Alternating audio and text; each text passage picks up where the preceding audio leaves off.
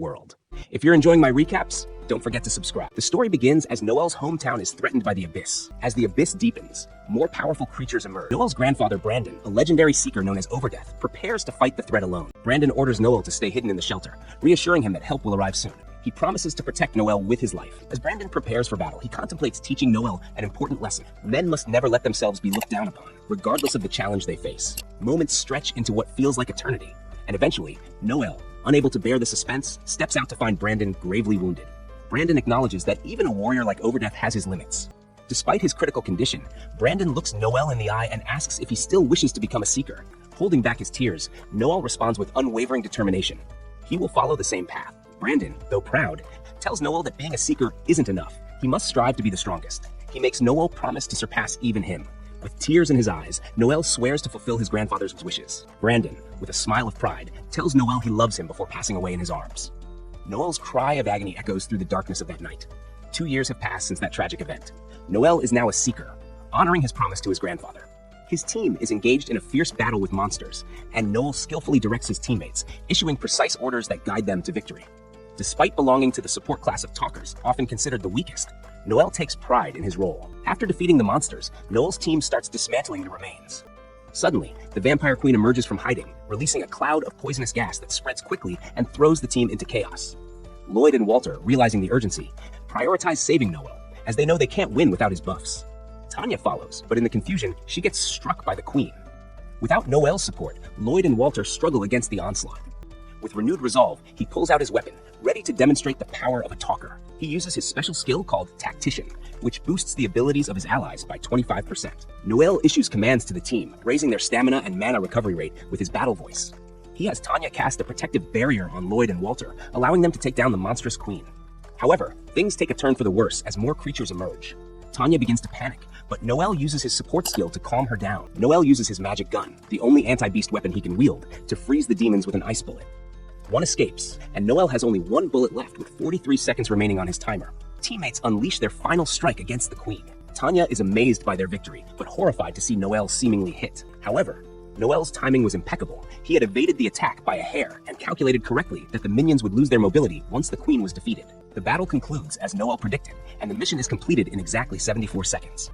He had wished to be a warrior like his grandfather, but Brandon reassured him that his talent would shine one day, and that he would help Noel become the strongest seeker. Back in the present, Noel reaffirms his vow to surpass his grandfather, even as a talker, the class most people deem weak. Noel explains that R, the capital of the Vant Empire, thrives on magic and technology that comes from research on beasts, and it relies heavily on seekers to protect it from the Abyss. Seekers are admired as heroes for their service. Later, while the team is enjoying a meal, Noel reflects on his journey. The conversation shifts when Walter, drunk, asks Noel if he is unhappy with the reward. He playfully teases Noel for caring too much about money, saying a seeker should be big-hearted. Walter's words remind Noel of something his grandfather once told him. Seekers must prioritize money, as it allows them to buy the best equipment and supplies for survival. Being called greedy or selfish isn't something to be ashamed of. It's a sign of success. Overdeath had taught Noel never to let others look down on him, regardless of their opinions. Returning to the present, Noel insists he isn't upset about the reward, but Walter continues to criticize him. Their argument escalates, with Noel mocking Walter's reliance on age as a measure of authority. Noel points out that a seeker's strength should be determined by ability, not age. Furious, Walter accuses Noel of staying safe during battles while others put their lives on the line. However, Noel continues to taunt him, which only intensifies the conflict. Lloyd quickly steps in to break up the fight, reminding them that they are comrades. To calm the tension, Lloyd suggests they split the reward and call it a night. This diffuses the situation, and the team agrees, deciding to set their differences aside. After paying the clan fee, each member ends up with only $2,500 from the mission payout. Tanya expresses her disappointment, feeling the amount is too little given the effort they put in. Lloyd tries to reassure her, explaining that while the mission was tough, missions like this one are rare, and they will earn more money in future jobs. Lloyd updates the group on their total savings, just over $100,000. Without hesitation, Noel proposes using that money to start their own clan. Lloyd warns him that establishing a clan requires a registration fee of $200,000, which is far more than they currently have. Noel remains confident, revealing that he is willing to contribute an additional $80,000 from his personal savings to meet the goal. He tells them he has already found a lead on a cheap place. Noel counters that their youth, attractiveness, and skills are assets that the country values. He argues that their appearance and abilities could help them secure sponsorships and additional income through contracts with companies. Noel shocks everyone when he declares that if they don't agree to form the clan, He is prepared to quit the party and take his share of the savings. He reminds them that he has a dream to surpass his grandfather, the legendary Overdeath, and become the greatest seeker. Lloyd is taken aback by Noel's conviction, but he understands that this is something Noel is unwilling to compromise on. Tanya, still in disbelief, questions Lloyd's choice, but he reassures her that this was always the path they were destined to take. Lloyd suggests they discuss the details further after resting and recovering from the long day and all the alcohol they've had. The group agrees to meet again in 2 days to finalize their plans. As everyone leaves, Tanya stops Noel, but in the end, only says goodbye. The next day, Walter frantically informs Noel that Lloyd and Tanya have betrayed them, leaving Noel shaken and uncertain about what to do next. The letter reveals that Lloyd had invested all his money in meme coins, falling into deep debt. Desperate to pay it off, he used the party's funds before he and Tanya vanished without a trace. Noel, however, finds the situation amusing. Walter reminds him that they've just been betrayed, but Noel can't help but laugh at Lloyd's downfall. Walter, serious about the matter, shares that he had gotten a lead on a great job, but found Lloyd's place emptied and only the note left behind. The owner mentioned that left the night before. Noel concludes they must have slipped out of the city before the gates closed, giving them time to pursue the traitors. Walter is eager to chase after them, wanting to punch Lloyd in the face to release his anger. But Noel, always calculating, reminds him that this kind of betrayal isn't something they can just brush off. If it comes to it, Noel is ready to fight Lloyd and Tanya to the death. Walter is shocked, but Noel asks if he's truly prepared to defeat Lloyd and Tanya in battle. Walter is confident, but the thought of fighting Tanya gives him pause. Noel explains that Lloyd likely thought they wouldn't come after him because there's no way to recover the stolen money. Walter wonders if that means they should give up, but Noel refuses to back down. His motto, repay friends and foes 1,000-fold. He orders Walter to gear up, and they head to the Orc Club. At the club, Noel announces their betrayal to the crowd, offering a reward of $220,000 for anyone who captures Lloyd and Tanya. Walter is puzzled by Noel's public announcement, but Noel assures him it's all part of the plan. A group of adventurers accepts the challenge and rushes off to find the traitors. As the club clears out, a man approaches Noel, revealing that he saw Lloyd and Tanya on the road. Walter demands information, but the man refuses to talk without compensation. Noel offers half the reward, recognizing the man's desperation. With no other option, the man reveals the traitor's location. Noel instructs Walter to wait at the gate while he handles other business. A while later, as Noel prepares to leave, Walter wonders if he's truly ready to kill Lloyd and Tanya. Noel doesn't hesitate. He reveals that he always has contingency plans, even for betrayal. Walter is stunned, realizing Noel never fully trusted them. Noel explains that trust isn't blind faith. Being cautious about who you trust is crucial for survival. Meanwhile, Lloyd reassures Tanya that Noel won't chase after them because the money can't be recovered. But they are caught off guard when Noel appears, using his abilities to immobilize them. Noel calls the move Stun Howl, scolding Lloyd for being careless. Walter demands answers, but Noel remains calm, piecing together the truth. Lloyd's story about meme coins was a lie. He had been gambling and lost everything. Lloyd tries to apologize, but Walter is enraged. Lloyd defends himself, claiming leadership was harder than they realized. Noel silences him, reminding Lloyd that he wanted to be the leader in the first place. Noel punishes Lloyd mercilessly, while Tanya pleads for him to stop. Noel's harshness extends to Tanya, and when she confesses to gambling party funds, Noel uses his skill, confess, to force the truth from her. Tanya admits her addiction and blames Lloyd for their failure. When she threatens Noel with legal repercussions for using mind control, he points out that embezzlement allows for such actions under imperial law. Noel is terrifyingly methodical. He warns them both that they face 10 years of hard labor for their crimes. The bum from earlier grows impatient for his reward, but Noel tosses him aside, refusing to let filth touch him. He silences the man with a punch, a technique his grandfather taught him, designed to paralyze foes. Just then, Noel's contact arrives. Foschio, a slave trader from the Lano family. Foschio is notorious for his cruel and unpredictable nature, earning the nickname the Mad Clown. Walter realizes this is the business Noel was handling before their pursuit. Noel had anticipated that Lloyd and Tanya wouldn't have any money left, so he struck a deal with Foschio to sell them as slaves to recoup the lost funds. Foschio appraises the pair and offers $60,000, citing a new ordinance from a church that limits luxury spending. Noel refuses the low offer, haggling the price up to $150,000. Foschio threatens Noel, but Noel has already outsmarted him. He offers to spread the word that Foschio paid $300,000 for the pair, inflating their value so Foschio can resell them at a profit. Despite the risks, Foschio agrees to the deal. Tanya begs for mercy, reminding Noel of their friendship, but he coldly dismisses her as a traitor. She then turns to Walter, reminding him of his feelings for her, but as she is dragged away, she insults him as a coward. With the deal done, Noel pays the informant his $10,000, but the man insults him, calling him the devil. Unfazed, Noel sees it as a stepping stone to becoming the strongest in the world. Later, Noel meets with Walter one last time. Walter has decided to quit being a seeker, but Noel assures him that, despite his flaws, he's the best warrior Noel has ever known. They part ways, and as Noel reflects on his next steps, he spots a snake shed skin, a symbol of renewal. But shortly after, Noel begins his search for a new party, hoping this time he won't need to sell himself short. Wolf, the hero, points out that talkers like Noel can't fight alone and invites him to join his party, Lightning Bite. To everyone's surprise, Noel agrees to join, but on one condition: he must be the leader. Wolf, confident in his negotiating skills, agrees without hesitation, not realizing that Noel's condition is non-negotiable. While Wolf hesitates to give up control of his party, his teammates are more than happy to hand over leadership to someone smarter. Wolf begrudgingly agrees, though it stings to lose control of his own party. As they discuss Noel's terms, a mysterious girl sneaks up on them. Her name is Elma, and she's seen a notice Noel posted about recruiting new party members. Noel explains that non-seekers can't join, but Elma insists that at 21 years old, she's not only eligible, but also 5 years older than Noel. Lightning Bite's members start questioning her background, but she answers their queries easily. Noel, sensing there's more to her story, learns that Elma is a C-rank scout, a valuable asset, especially when exploring dangerous places known as abysses. When asked why she wants to be a seeker, Elma shocks everyone by saying she has no interest in the profession at all. Instead, she's come specifically to meet Noel, the grandson of Overdeath, a legendary seeker. Elma's own grandfather, Alor, once fought Overdeath and lost his arm in the process. Expecting some sort of revenge plot, Noel is taken aback when Elma assures him she holds no grudge. She simply wanted to see what kind of seeker Noel has become. When she reveals her grandfather's name, Alor, a hush falls over the bar. Alor is the infamous leader of the Society of Assassins, a secretive organization that takes out targets for a price. One patron, skeptical of Elma's story, accuses her of lying and claims she doesn't belong in the bar. As only seasoned seekers are allowed in, Elma boldly declares she'll prove herself by fighting him. Despite concerns from the others, Noel seems confident in her abilities. Sure enough, when the thug attacks, Elma easily defeats him, leaving everyone stunned. Seeing her strength firsthand, Noel immediately hires Elma to join the Blue Beyond party. Elma, hungry after the fight, snacks on a fried bun as she and Noel discuss their families. Elma's grandfather warned her never to face Overdeath in battle, a fact that lingers in her mind as she trains to become an assassin. Though she hasn't reached B rank yet, she's confident she's close. Elma recounts her failed attempt to join the Society of Assassins. During her entrance exam, she effortlessly defeated her opponent, but her ruthless approach got her disqualified. The Society's new leader, Sion, deemed her a poor fit, explaining that they were transitioning into a more legitimate organization, planning to affiliate with the Crown and focus on espionage rather than contract killings. Noel is shocked by the revelation, but wonders if the Society will now try to silence them.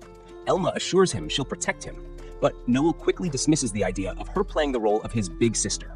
As they journey together, Noel teaches Elma about the intricacies of being a seeker. He explains how a buffer's skills work, including his powerful Assault Command ability, which can end a battle in one shot, fully aware of the battlefield's flow to direct their party's success. Though they can't use buffs on themselves, Noel sets up a test for Elma to capture a killer bunny with his buffs aiding her. While Elma boasts that she doesn't need his help, Noel insists the test is to see how well she can adapt to his skills. Surprisingly, Elma masters his buffs almost immediately, capturing not just one rabbit, but all of them in mere seconds. Noel is left in awe of her inborn talent, realizing she doesn't even need the extensive training his former teammates required. Elma's quick mastery proves that they're ready for their first job as a team. Noel accepts a request from a village troubled by thieves, setting the stage for the new Blue Beyond's debut. On their journey, Elma enjoys her first ride in a carriage. After struggling to find lodging, Elma innocently suggests they share a bed, which Noel rejects. Later, after seeing Noel's impressive physique, Elma can't help but comment on how strong he looks, though she regrets that no matter how hard he trains, he'll never match her natural abilities. Noel brushes off the remark, but it hits close to home. He knows that no matter how hard he pushes himself, he'll never catch up to someone born with talent like hers. Still, he remembers his grandfather's words, that Noel has a village chief. When they arrived, Noel noticed some people were missing, and he informed the chief that a few members had left the party. The chief, who had a shy daughter, had been looking forward to their visit, particularly to introduce her to Noel. It turned out she wanted to meet Noel. Noel then heard about a gang of thieves terrorizing the region, not only stealing but also kidnapping women. They were rumored to be hiding in the Rocky Mountains. Noel requested an upfront payment of $200,000, with the remaining $300,000 to be paid upon completion. As they set off, Alma expressed her dislike for the chief, who seemed to be staring at her. Before they left, the chief's daughter wished Noel good luck, showing him a bamboo dragonfly he had given her. She cherished it deeply and promised to make him dinner once he returned. Alma teased Noel for being a bit of a flirt, which Noel shrugged off by calling her a bimbo to keep her quiet. They soon located the thieves' camp, but there were more bandits than the chief had mentioned. Noel spotted the leader and realized it was Gordo, a wanted man with a 2 million bounty, ranked as a B-level scout. He asked Alma if she could take him one-on-one, and she confidently agreed. Noel devised a plan to handle the situation, knowing he'd need to be cautious with his presence. He used his communication skills while Alma moved in with her stealth skill. When she was ready, Noel stunned the nearby guards, giving Alma the chance to strike with precision and eliminate Gordo. Alma was thoroughly enjoying the fight. which concerned Noel, so he ordered her to stop and took charge himself. Returning to the village, Noel provided proof of completing the mission, but the chief withheld payment, inviting them instead to dinner. During the meal, the chief's daughter expressed a desire to become a seeker.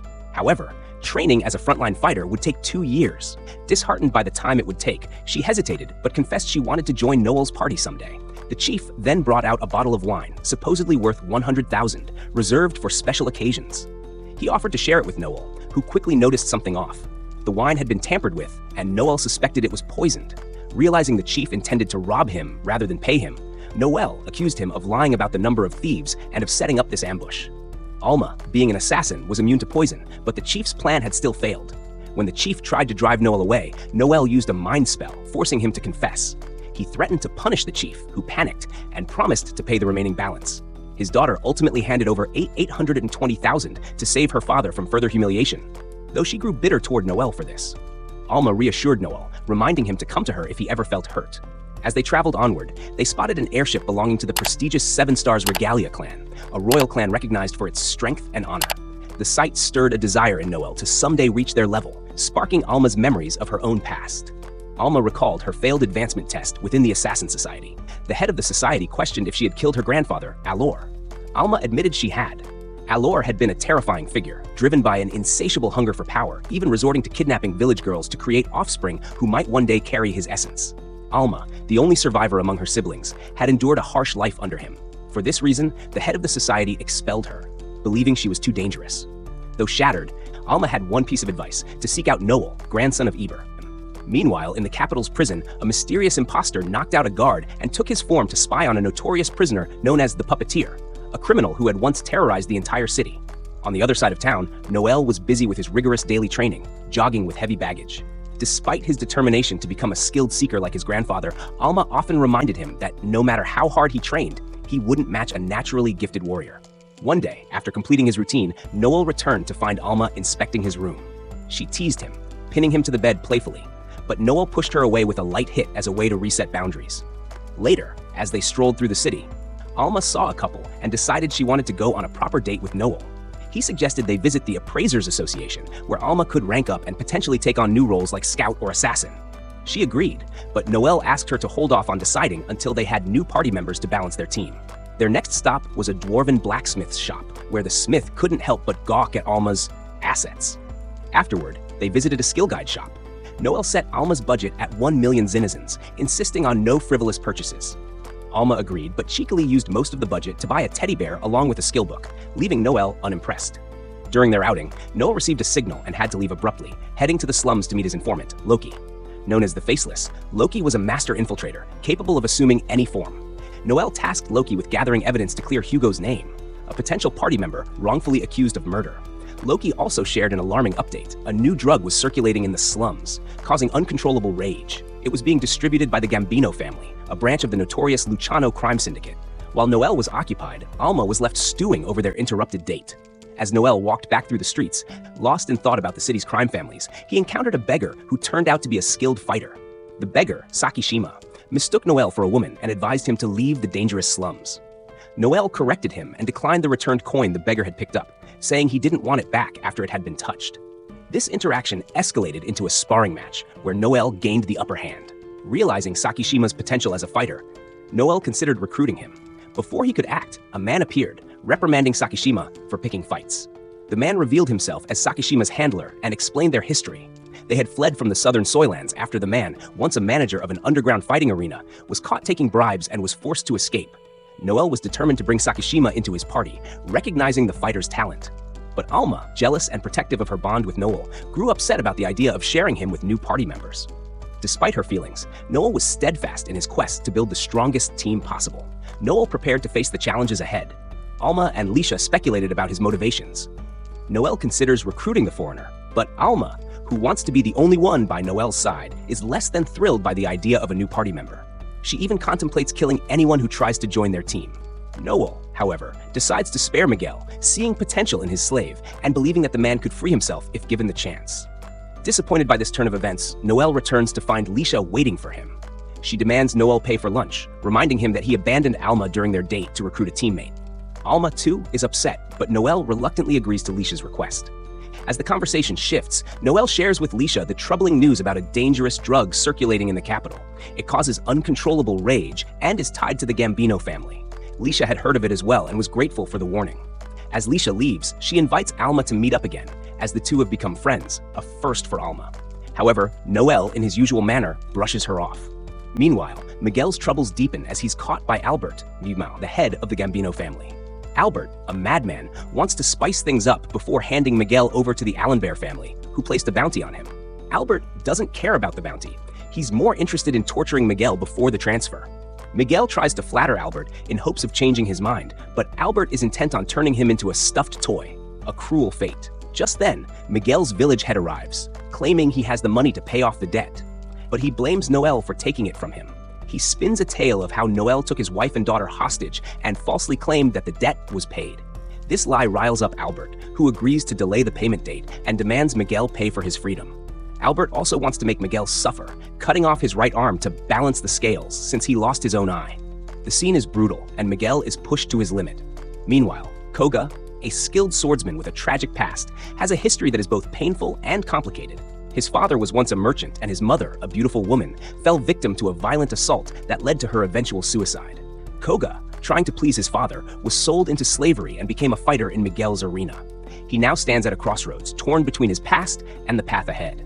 His mission is to slay Noel, but he is conflicted because he owes Noel for the coin he gave him. Noel, meanwhile, receives some troubling information from Loki, who reveals that the Gambino family is after his life due to the fabricated stories spread by the village head. Loki warns him that negotiating with Albert is pointless. He is a madman. Noel wonders why the previous head of the Gambino family would leave Albert as his successor. Loki explains that Albert is an illegitimate child and was chosen because he was the only one left. Noel senses danger and prepares to fight, knowing that Albert's men are closing in. Loki, realizing that his life is in danger, betrays Noel, accepting Albert's offer of escape to another country. However, Noel isn't fooled. He allows Loki to live, not because he's forgiven him, but because he plans to crush the Gambino family on his own terms. But as Noel gets ready for the inevitable confrontation, he comes face to face with Koga again, who has now joined the Gambino family. Despite his inner conflict, Koga can't go against Albert's orders, and the two prepare to face off.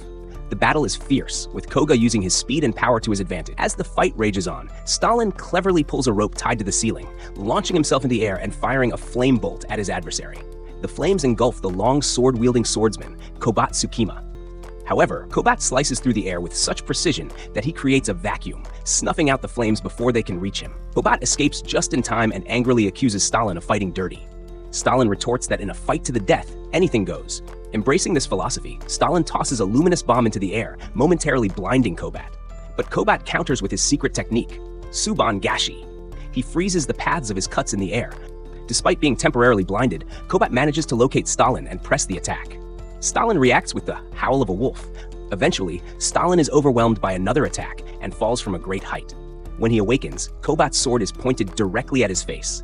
With the fight decisively over, Kobat declares victory, though he humbly acknowledges Stalin as one of the most skilled opponents he's ever faced. Stalin, however, questions Kobat's hesitation to deliver the final blow. Isn't that what Gambino, their employer, ordered? Visibly shaken, Kobat struggles to answer. Stalin, grasping Kobat's blade with his own hand, urges him to stop hesitating. A true warrior doesn't pity their enemy, yet Stalin offers his own life, telling Kobat not to throw his own away in the process. Kobat, a lifelong slave to orders and duty, finds this notion unsettling. Just Alma Judal emerges from the shadows, tossing several Senmon daggers at Kobat as a warning. Alma introduces herself as the only one capable of defeating Stalin and declares her intention to do so. Alma showcases her Axel Kule ability, kicking off the air itself to move at breakneck speeds. She hurls Senmon daggers at Kobat, but he counters with his technique, Cherry Blossoms Gone Mad, skillfully deflecting her projectiles. Stalin, observing from the sidelines, marvels at Kobat's precision. Despite the battle, Kobat remains composed, closing his eyes to heighten his other senses and blocking Alma's attacks with uncanny accuracy. As Alma escalates her efforts, Stalin reflects on his own journey. He realizes there will always be greater heights he cannot reach and vows never to complain or hesitate again. This newfound resolve fuels him, even as Alma and Kobat continue their duel. Alma acknowledges Kobat's strength, but promises he will die. Kobat counters by summoning his most lethal technique, Igleem. Before the battle can escalate further, Stalin fires a flare into the sky, signaling Alma to retreat and warning Kobat to flee as well. Before departing, he delivers a cryptic message for Gambino. When Cobot reports back to Gambino, he finds himself face to face with his former master, Miguel, who has already been punished for Cobot's failure. Despite this, Cobot relays Stalin's message. I repay loyalty and betrayal 1,000-fold. If Gambino doesn't want that, he should stop hiding and face me. Gambino's fury boils over as he slams a dagger into the table, declaring his intent to kill Stalin. He orders his men to assemble for a final showdown. A week later, Gambino and his men confront Stalin in a tavern. Gambino arrogantly grabs Stalin's wine and drinks it, insulting its poor quality. Stalin coolly retorts that the wine was poisoned, much to Gambino's shock. The mob boss flees, seeking a doctor, while Stalin mocks his cowardice. In the aftermath, Gambino's own henchmen turn against him, fed up with his reckless leadership. They expose a web of lies, including the revelation that Gambino poisoned the former boss and fabricated his claim as the rightful heir. Stalin seizes this opportunity, challenging Gambino to a duel to determine the family's true leader. Gambino, cornered and humiliated, reluctantly agrees. As the duel begins, the stakes couldn't be higher. Stalin's fierce determination and Gambino's crumbling authority set the stage for an epic conclusion. With that, episode 6 ends, leaving us on a cliffhanger. Stay tuned for more action and drama in the next episode. Don't forget to subscribe to the channel and hit the bell icon to stay updated. Until next time, take care.